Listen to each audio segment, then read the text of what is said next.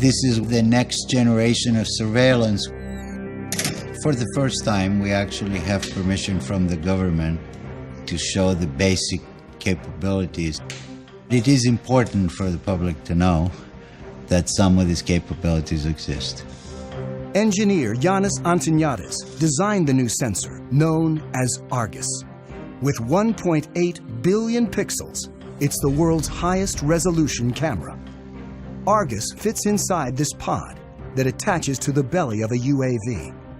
But because much of the work is classified, we can't see the sensor itself. Because we are not allowed to expose some of the pieces that make up the sensors, so you get to look at pretty plastic curtains. Also known as Wide Area Persistent Stare, Argus is the equivalent of having up to 100 predators look at an area the size of a medium-sized city at once. This image was taken 17,500 feet above Quantico, Virginia, and covers 15 square miles. This whole image is at a very, very fine resolution. So if we wanted to know what is going on in any spot along this image, say near this building at this intersection, we can generate a moving image that shows what's going on in the area. Simply by touching the screen, Antoniadis has opened up a window showing a detailed area, while still maintaining the broader context. And everything that is a moving object is being automatically tracked. The color boxes represent that the computer has recognized the moving objects. You can see individuals crossing the street. You can see individuals walking in parking lots. There's actually enough resolution to be able to see the people waving their arms or walking around, what kind of clothes they wear. And you could pick the location of where you produce these images anywhere in the entire field of view. Antoniadis can open up to 65 windows at once and can see objects as small as 6 inches on the ground. From even 17,500 feet, the white thing that you see flying around is a bird.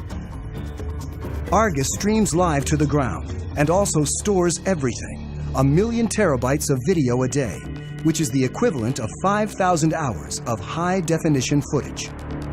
So you can go back and say, I would like to see what happened at this particular location 3 days, 2 hours, 4 minutes ago, and it would actually show you exactly what happened as if you were watching it live.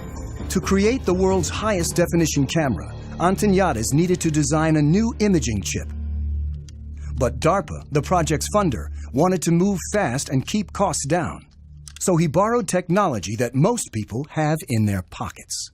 Inside this cell phone, we find a tiny little camera. So if you were to take off the majority of it, you'd be left with an imaging chip.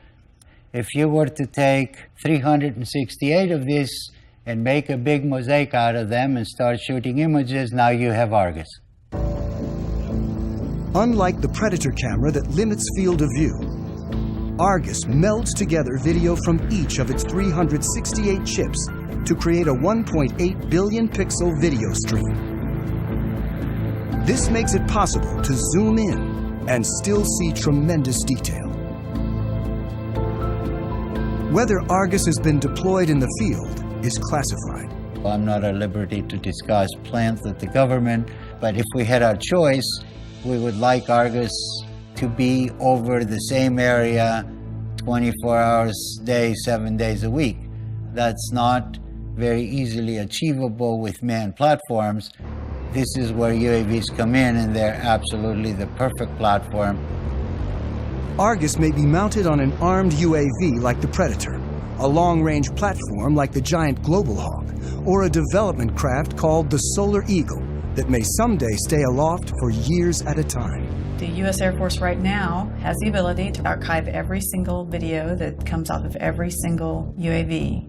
We're moving to an increasingly electronic society where our movements are going to be tracked. While technologies like Argus are expanding the reconnaissance power of UAVs,